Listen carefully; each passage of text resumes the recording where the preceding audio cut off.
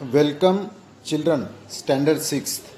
Students, open your book, page number 30, unit number 2.2.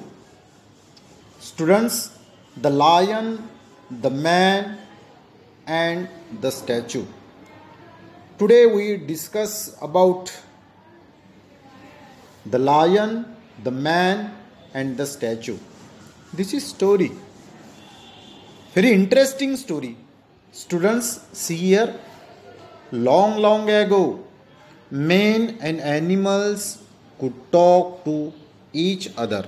Students, फार वर्षापूर्वी माणसे व प्राणी एकमेकाशी बोलत असत असं म्हणतात. Students, see here. Once a man and a lion got talking. एकदा एक मनुष्य आणि एक सिंह बोलू लागले. The lion was very proud of his strength. Students, त्या सिंहाला आपल्या शक्तीचा खूप गर्व होता. स्ट्रेंथ मीन्स ताकद, शक्ती. I am the king of beasts. तो असं म्हणायचं, मी पशूंचा राजा आहे. मी कोणत्याही मनुष्यापेक्षा ताकदवान आहे, म्हणूनच माणसे मला घाबरतात. That is why men fear me. I am stronger than any man. So that is why men fear me. कारण माणसापेक्षा मी शक्तिवान आहे, बलवान आहे, त्यामुळे माणसं मला घाबरतात असं त्याला वाटायचं. Next, the man was also proud of his intelligence. त्या माणसाला सुद्धा आपल्या बुद्धिमत्तेचा गर्व होता.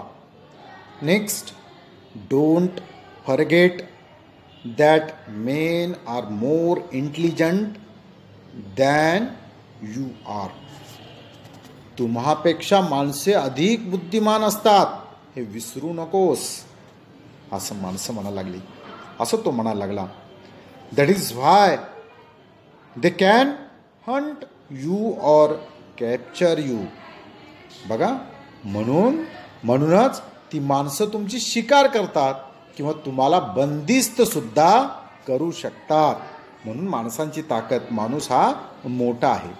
Next, they both began to argue about who was greater. कोण ग्रेट आहे याच्या बाबतीत ही चर्चा दोघांची सुरू झाली. बघ, माणसे अधिक महान आहेत अशी चर्चा सुरू झाली. बघा, at last the man took the lion to a statue in a big garden. आणि काय झालं, ॲट लास्ट शेवटी माणूस हा त्या लायनला घेऊन गार्डनमध्ये स्टॅच्यू जवळ आला. It showed the great hero Hercules standing proudly with a dead lion at his feet. आणि त्यानं पुतळा दाखवला त्या माणसानं असा पुतळा दाखवला की त्या पुतळ्यावर अभिमानानं सिंहाच्या छातीवर हर्क्युलस नावाचा योद्धा जो आहे तो अभिमानानं उभा आहे असा पुतळा त्यानं दाखवला. नेक्स्ट, सी, आणि तो असं म्हणाला, see this statue proves that men are greater claimed man. आणि माणसानं काय क्लेम केला, बघ सिंहापेक्षा सुद्धा माणूस किती ग्रेट आहे तो. द स्टॅच्यू, हा स्टॅच्यू तो प्रूव्ह करतो आहे, तो ग्रेट असल्याचं सांगत आहे, कारण तो सिंहावर उभा आहे. Not at all, the lion replied quickly. तो काय म्हणला, लायन क्विकली त्यानं रिप्लाय केला. तो म्हणला, असं नाही आहे.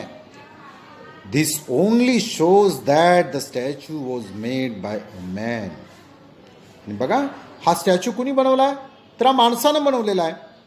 If lions made statue they would show the lion standing and the man lying dead under his paws.